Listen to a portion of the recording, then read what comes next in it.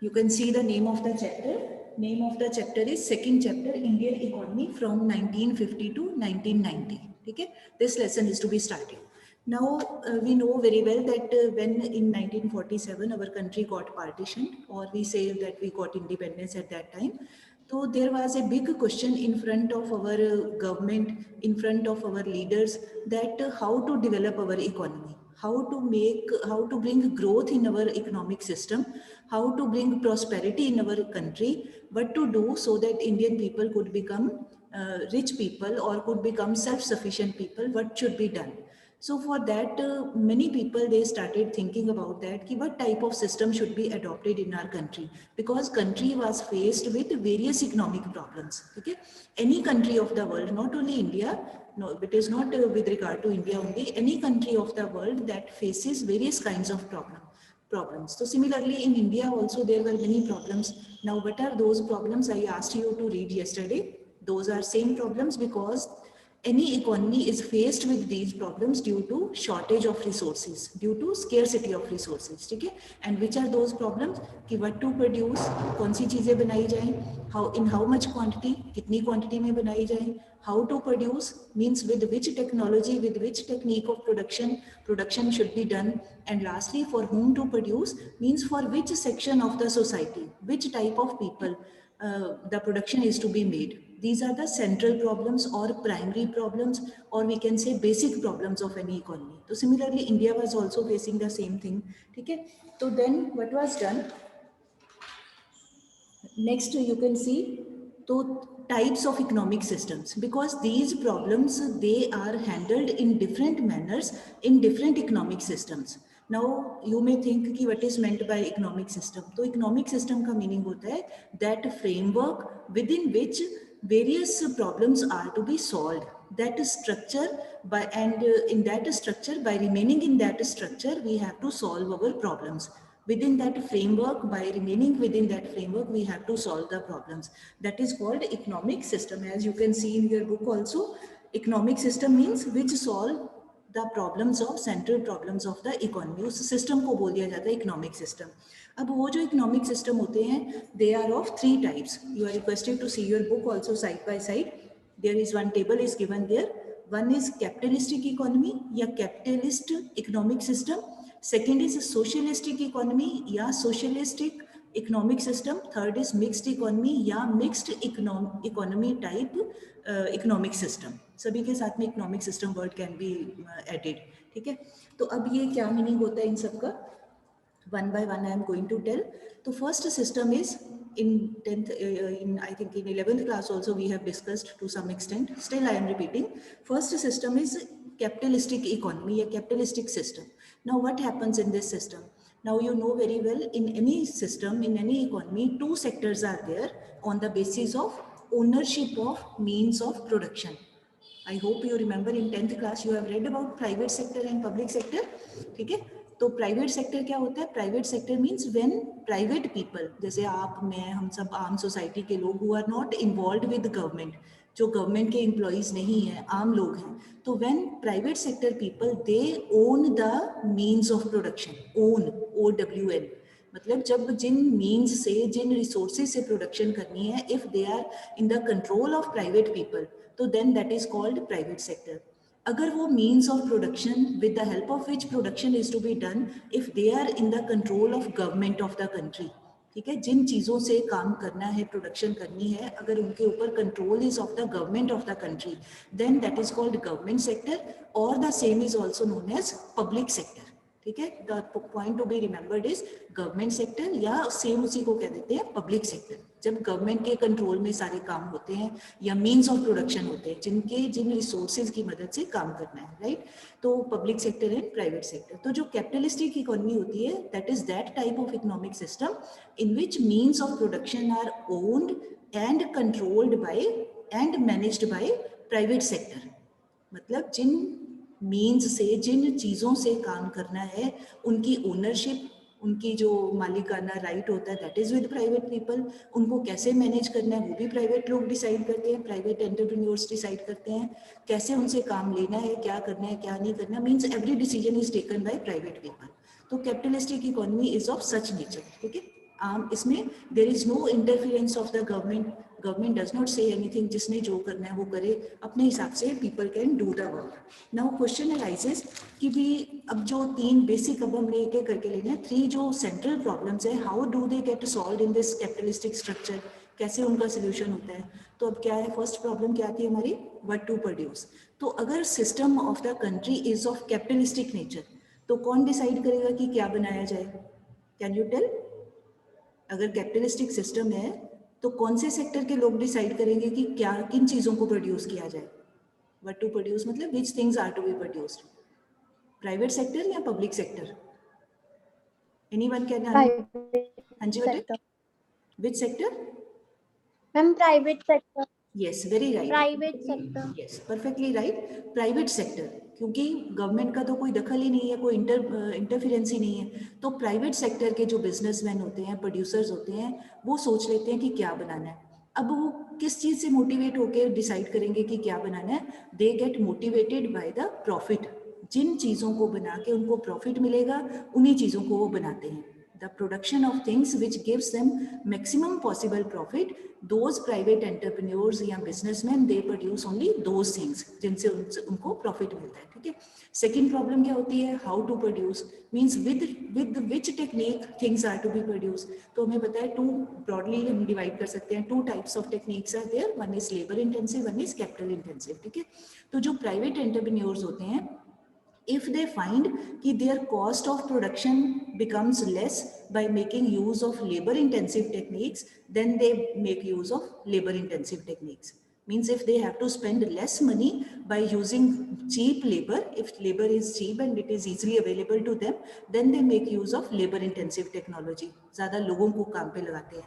On the other side, if the use of machines seems to be cheaper for them, अगर मशीनों से काम करना उनको चीप लगता है, सस्ता पड़ता है, less money needs to be spent on the use of machines as compare to labour, because quite possible if labour demands more wages and in place of labor, if any person makes use of machine and that gives him less expenditure, तो obviously that person will go for the use of machine, ठीक है, मशीनों से काम करेगा। तो machine means, so capital intensive technology, there is some technical problem with it, connection में problem आ रही है, anyhow we can go ahead।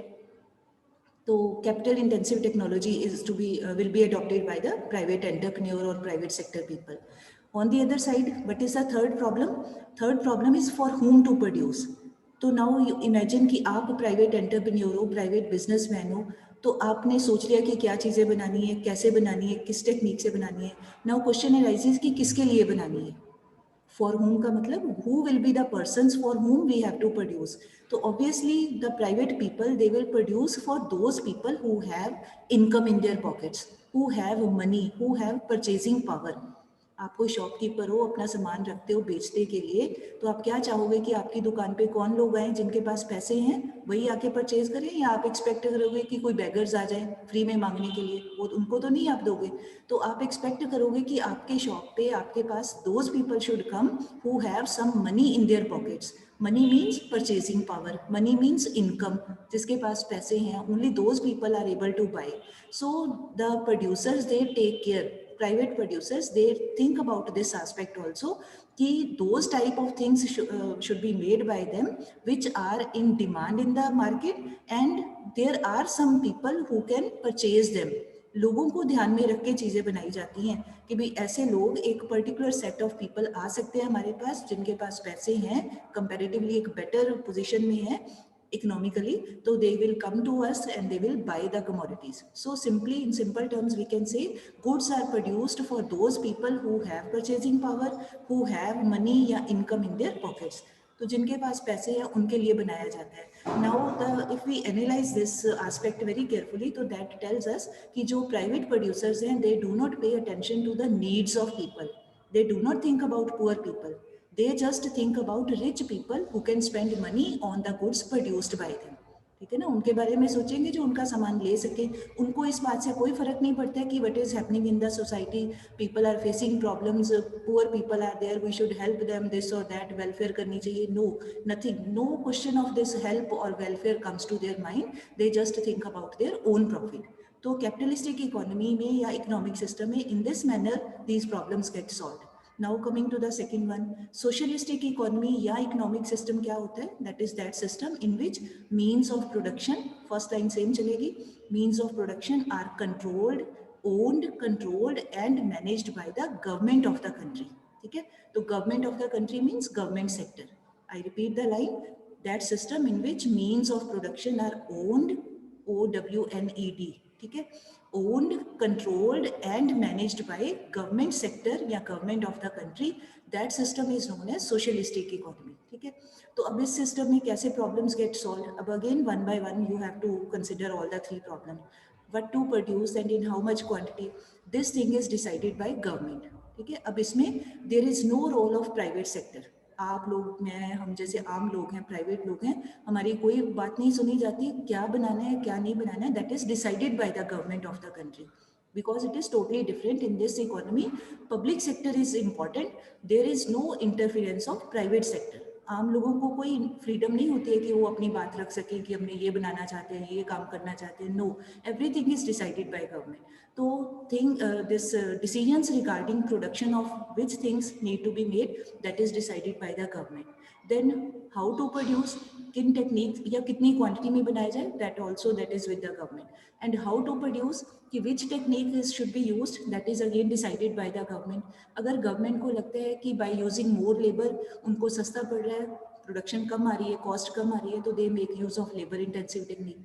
अगर गवर्नमेंट को लगता है कि by using machinery, by using capitalistic, by using capital, capital means machinery, अगर by using machinery cost कम आ रही है तो गवर्नमेंट में go for capitalist, sorry this capital intensive technique, उधर भी जा सकते हैं.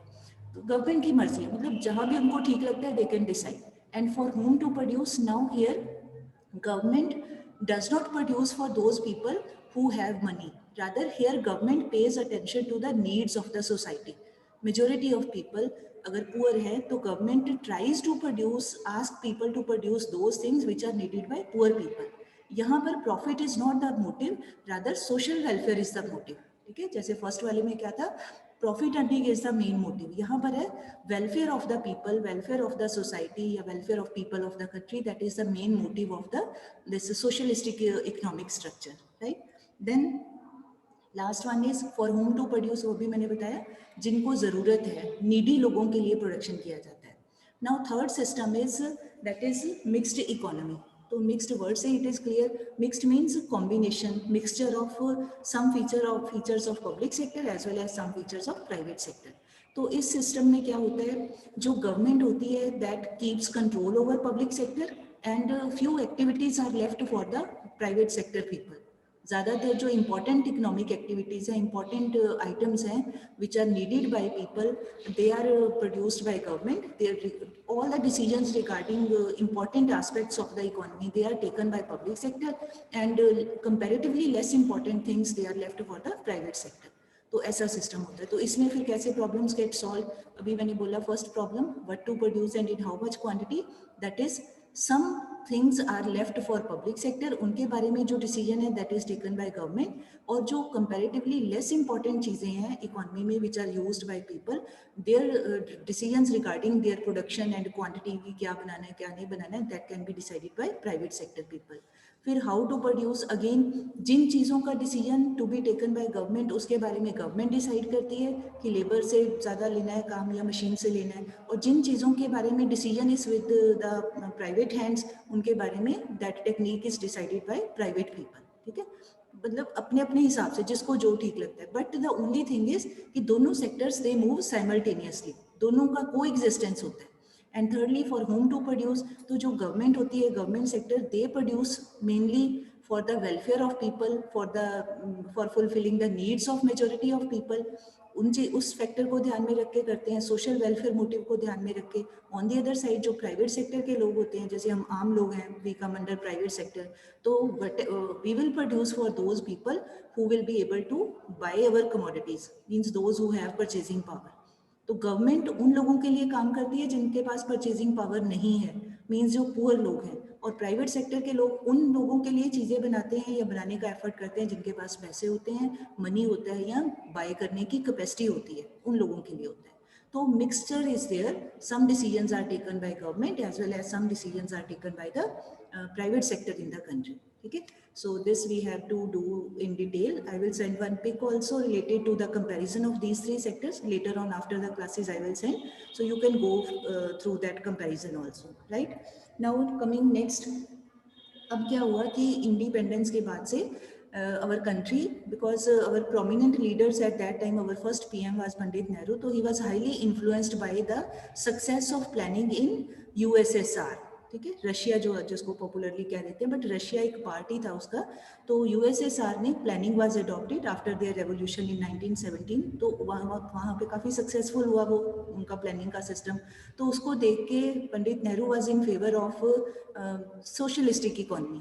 But the other side problem was there. Some other economists, some other leaders, they were not totally in favor of socialistic economy, because their point of view was कि भाई अगर socialistic economy करते हैं तो then private sector people, they don't find any advantage to produce more.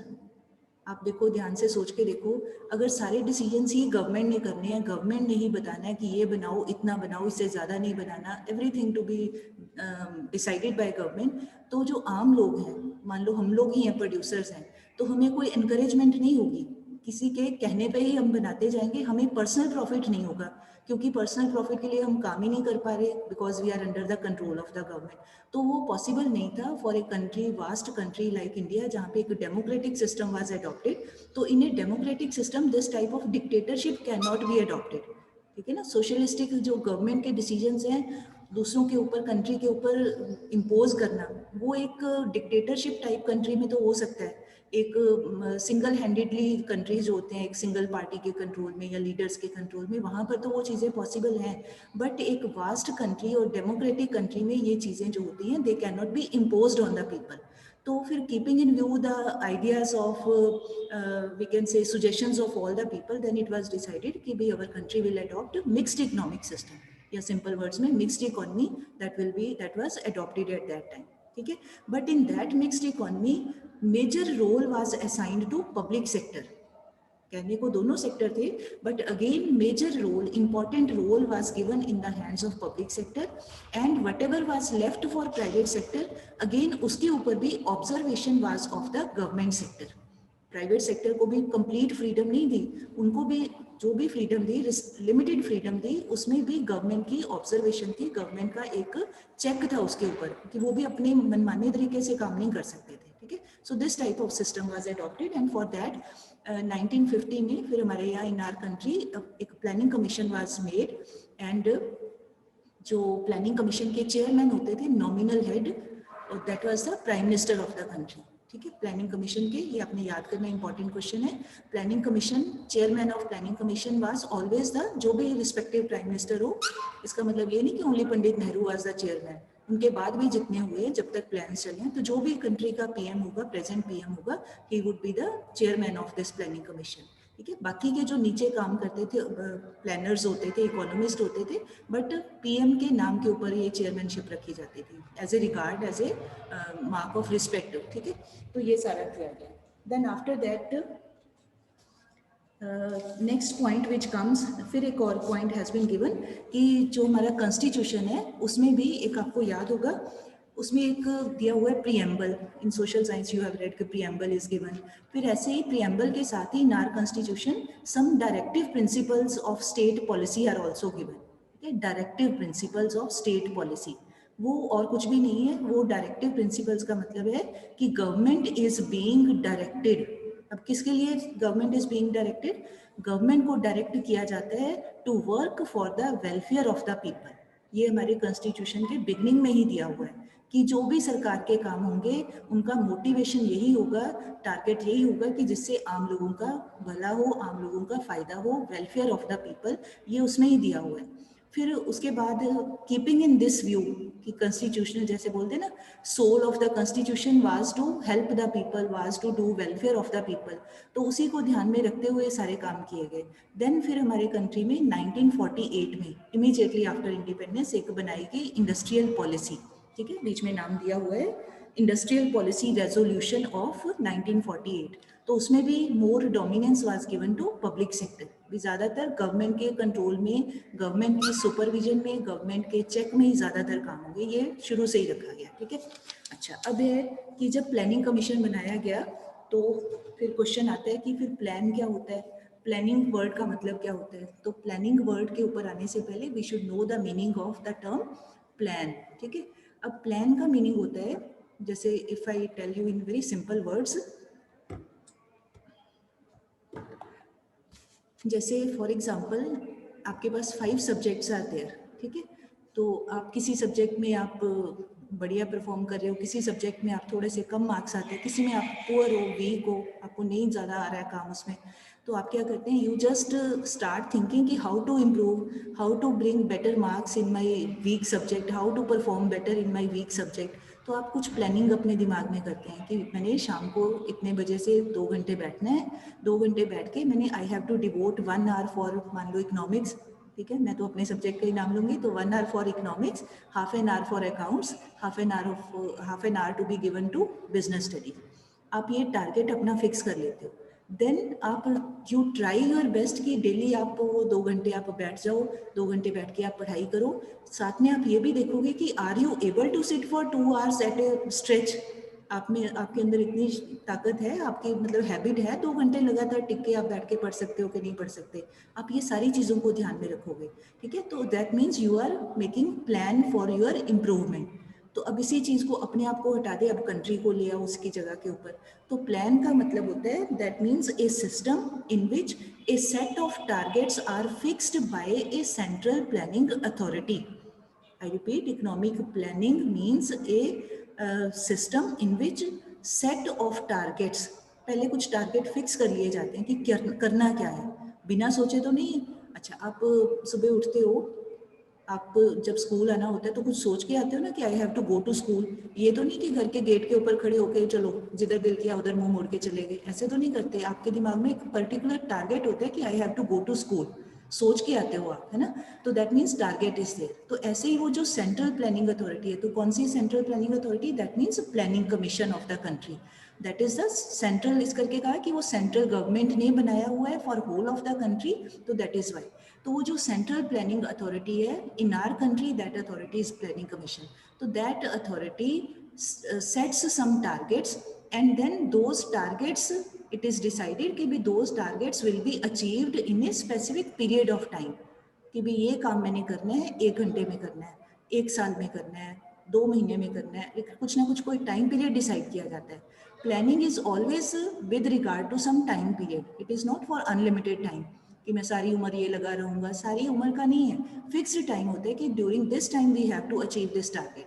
तो वो जो central planning authority है, whatever targets are set by that authority, they are to be achieved within a specified period of time, and in our country that time was decided to be 5 years। आपने सुना हुआ ना, word बोलते हैं बार बार हम लोग 5 year plans. तो 5 year plan का मतलब कि हमारे कंट्री की अथॉरिटी ने डिसाइड किया कि हम लोग अपने प्लान जो हैं we will make those plans for a period of 5 year। तो पॉपुलरली ऐसे बोल देते हैं 5 year प्लान्स, ठीक है। एंड देन अच्छा, अब ये सोच लिया कि प्लान बनाना है 5 year के लिए बनाना है, टारगेट भी डिसाइड कर लिए। अब अगला क्वेश्चन कम राइजेस कि क्या कंट्री के पास उतने रिसोर्सेज हैं जो हम टारगेट फिक्स कर रहे हैं, क्या हमारे पास उतने कोई मीन्स हैं, रिसोर्सेज हैं, एसेट्स हैं कि उन चीज़ों को हम अचीव कर सकें। So that means next point comes in planning, that is कि the authority has to keep in consideration the available natural, physical and financial resources in the available in the country. ये भी देखना पड़ेगा कि country के अंदर required amount में, required quantity में फिजिकल रिसोर्सेज हैं या नेचुरल रिसोर्सेज हैं या फाइनेंशियल रिसोर्सेज हैं, एसेट्स हैं जिनकी मदद से काम करना है। आप बैठ जाओ पढ़ने के लिए, ना आपके पास बुक हो, ना कॉपी हो, ना फ़ोन हो, कोई चीज़ ही नहीं है, तो आप कैसे पढ़ोगे? चाहते हुए भी आप नहीं पढ़ सकते, है ना। तो ऐसे ही टारगेट फिक्स करके उनको एक स्पेसिफाइड टाइम में अचीव किया जा सकता है, बट तभी अचीव किया जा सकता है when in order to achieve those targets country should have some resources. So now in nutshell I am repeating the definition. Economic planning means that system in which a set of some targets is fixed by a central planning authority, and that authority pays due consideration to the available resources in the country, maybe physical, natural, financial, हर तरह के, तो that authority pays attention to the available resources in the country and then tries to achieve those targets in a given specific time. ठीक है, एक fixed time में उन targets को achieve करने की पूरा जोर लगाया जाता है.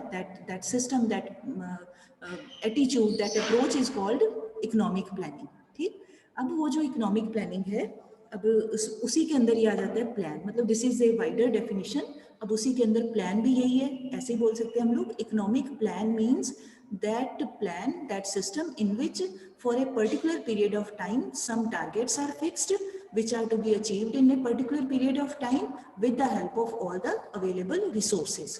ठीक, लंबे टाइम के लिए उसी बात को कहते हैं तो प्लानिंग वर्ड लगा देते हैं.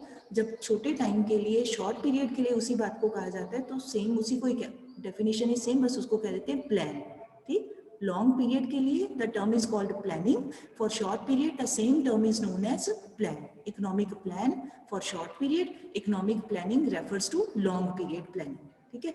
अच्छा, now coming to next part, you can see next in your book it is given in one box, duration of plans.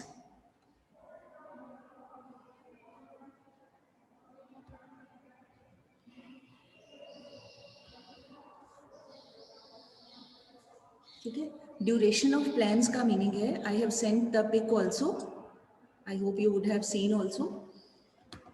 Duration of plans का मतलब है पीरियड ऑफ प्लान या ड्यूरेशन ऑफ प्लान, कि कौन सा plan was for which time period. ठीक, बाद में आप देख लेना, I have written on the board, अभी यहाँ से वी कैन सी. तो this you have to learn also these time periods. ठीक, क्योंकि now in our syllabus in this chapter we have to refer to the time period involving 1950 to 1990. So we should pay more attention to the time duration of this 1950s to 90. So we have to learn these. So first plan, ये याद रख लेना, 5 years के plans बनाए गए in our country.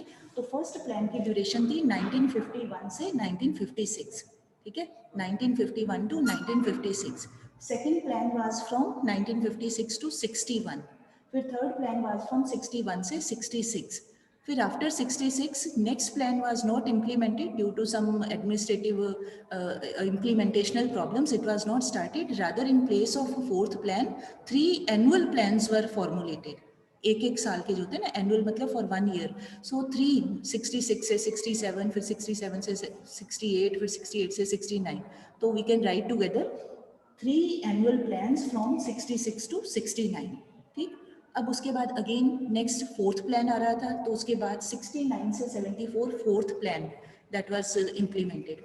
Then 74 से 79 fifth plan was there. फिर 7 break आ गया बीच में. अगेन ब्रेक इस करके आता है जब कोई अगला प्लान को इम्प्लीमेंट करने में कोई गवर्नमेंट को इम्प्लीमेंटेशन में प्रॉब्लम्स आ रही हों एडमिनिस्ट्रेटिव पॉइंट ऑफ व्यू से, तो फिर उस समय एक ब्रेक ले लिया जाता है. एक 1 year की प्लान बना दी जाती है. जैसे आपका सिंपल वर्ड्स में मैं कहूँ, अरेंजमेंट पीरियड लगा देते हैं ना, कोई टीचर नहीं होता तो अरेंजमेंट पीरियड है. तो सेम वे कि भाई अगला पीरियड नहीं लग पाया, मेन पीरियड नहीं हो पाया, तो arrangement. Same way these are the arrangement plan, ऐसे भी बोल सकते हैं.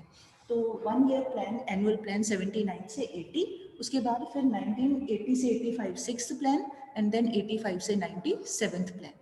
तो अब नाउ यू सी 1950 से शुरू होकर के it is coming up to 1990.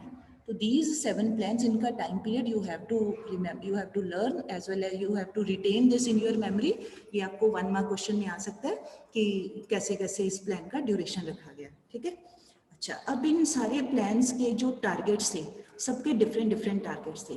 So you can see those targets, they are written in that table. तो first plan का जो objective था, that was mainly for the development of agriculture, agricultural sector.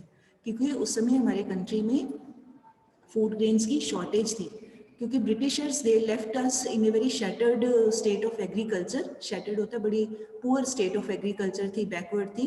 तो food grains की shortage थी. तो first plan का target रखा गया कि भाई कोई कंट्री जो है it can do anything, it can make progress, but with first condition कि one should have some food to eat. कोई भी काम हम कर सकते हैं, पहले खाना पीना तो हो. Food grains is the basic need of any country. तो पहले we need to be self dependent in case of production of food grains. तो फर्स्ट प्लान का टारगेट रखा गया कि इसमें हमने सारा जो ध्यान है, main attention to be given to the development of farming sector, agriculture sector या primary sector. Then second plan का ऑब्जेक्टिव रखा गया डेवलपमेंट ऑफ इंडस्ट्रीज.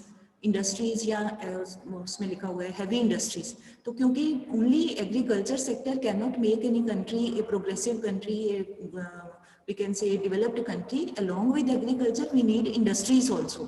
उसके बिना काम नहीं चलता है, because मैन्युफैक्चरिंग के बिना कोई भी कंट्री जो है वो डेवलपमेंट नहीं कर सकता. ठीक है, तो सेकंड प्लान का ऑब्जेक्टिव रखा गया development of industries. In the same manner you can see in that table you have to learn only first point. ठीक है, if 2-3 points are given, no need to learn all, you can just pay attention to the first one. So first two are very very important. That is why I have told first plan का objective agriculture development, plan this objective of second plan was development of industries. ठीक है, ऐसे ही rest आपने एक एक point कर लेना उनका टारगेट का. ठीक, so with this I want to conclude here because we have to meet in the next period also.